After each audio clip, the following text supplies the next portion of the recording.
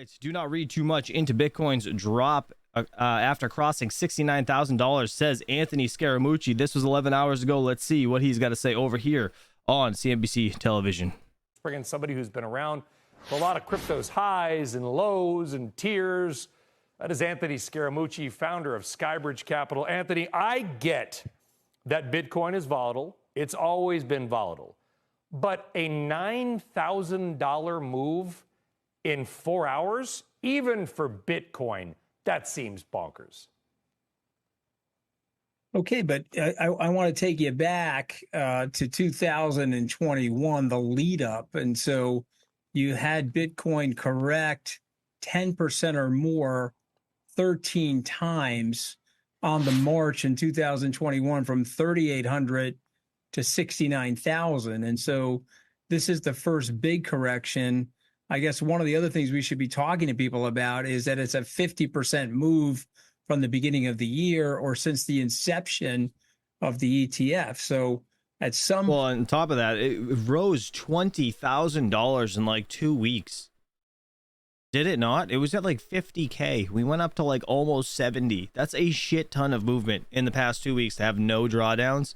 So you guys got to get used to this. If people are just coming into Bitcoin, you got to understand that, like, you know, 20%, 30%, 40% pullbacks, like 100% are normal. That happens. It can't go up forever. Things are going to come down. You know, the whales are going to sell and they're going to buy back in low to get everybody out. They're going to liquidate shorts and, you know, then they're just going to make all the money. That's how they do it, man. That's how the rich get richer. Point, it would had to have had a correction.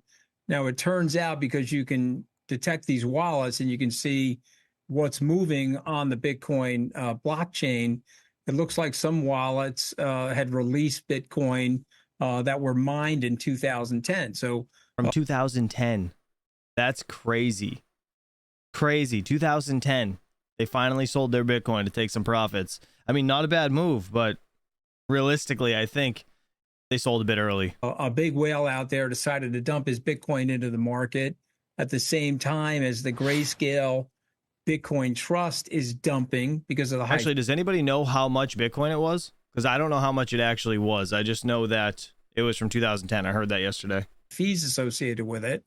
And so, Brian, those two things caused a dip. But, you know, Bitcoin's got a bid again tonight. I have a bit clock in front of me. It's trading 63,727 or thereabout. So it did bounce off of 59. And you know this because, you know, you're a technical guy like me. You get to a high that hasn't been reached in 2 years, you could see a flood of sellers there on an interim basis. So I don't read too much into this.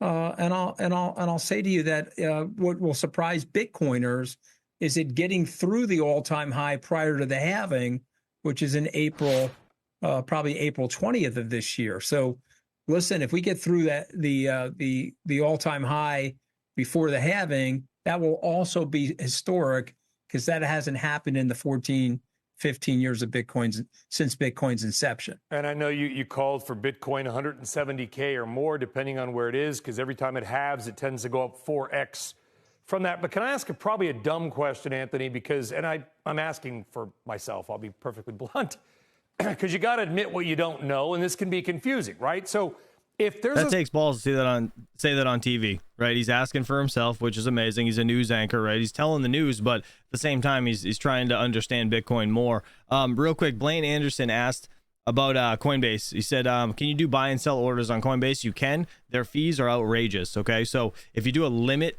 buy or a limit sell, I think the fee is half. It's like $2.50 instead of $5, right? But there's also a monthly membership, I think, that you can get into that's like $30 a month, and I guess it wipes out the fees. Like, you don't have to pay like a bunch of fees on all the trades and stuff. So I don't know how that actually works.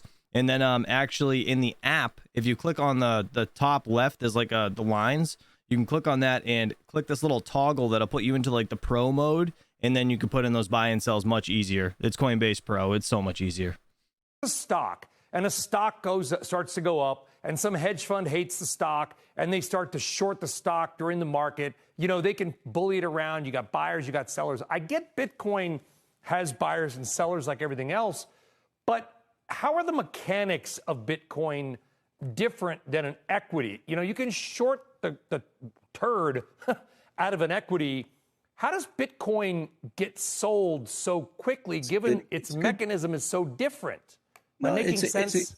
Yes, no, you're making a lot of sense. But the stock that I would refer people to is Tesla, something that many of the viewers and listeners of CNBC know well. There were tons of shorts in Tesla with Tesla's march upward, and there was lots of oscillation. If you want to go way back, and I'll date myself back into the early 2000s, we watched Amazon go from 116 to $10, and people were calling for the death of Amazon. And of course, Amazon became one of the most successful companies in human history. So this is still immature. To your point, we don't have the options, derivative markets. Those options and derivatives on the Bitcoin ETFs have yet to be approved by the SEC. So we do have high margin over-the-counter instruments that are being used by brokers in the Bitcoin market, but those are sloppy and they're inefficient. So you probably need 6 or 12 more months of stabilization. And let me just make this last point.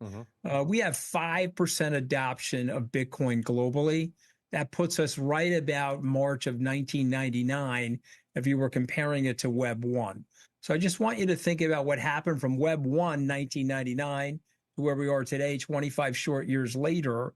And if you stay patient with Bitcoin and you have it appropriately sized in your portfolio, so you're not looking at these oscillations, I think you'll be well rewarded. And, listen, Skybridge and Skybridge clients, despite a lot of guff that I took over the last 2 years, have frankly been very well rewarded by this in the last 3 or 4 months.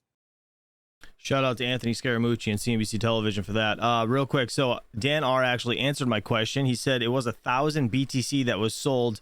He said 50 BTC at a time. So they probably sent or sold 50 BTC at a time, so it didn't freeze their account. Because when you move Bitcoin that hasn't been moved in a while, these exchanges can flag your stuff, right? And also, for anybody that's into like leverage trading or just trading on offshore exchanges or anything like sketchy, right? If you send your funds from that exchange over to Coinbase or some of these American companies, they will freeze your account and say like weird activities happening. So what you should do is send it from wherever, not financial advice, okay? First, send it from wherever to your wallet, then out of your wallet to Coinbase.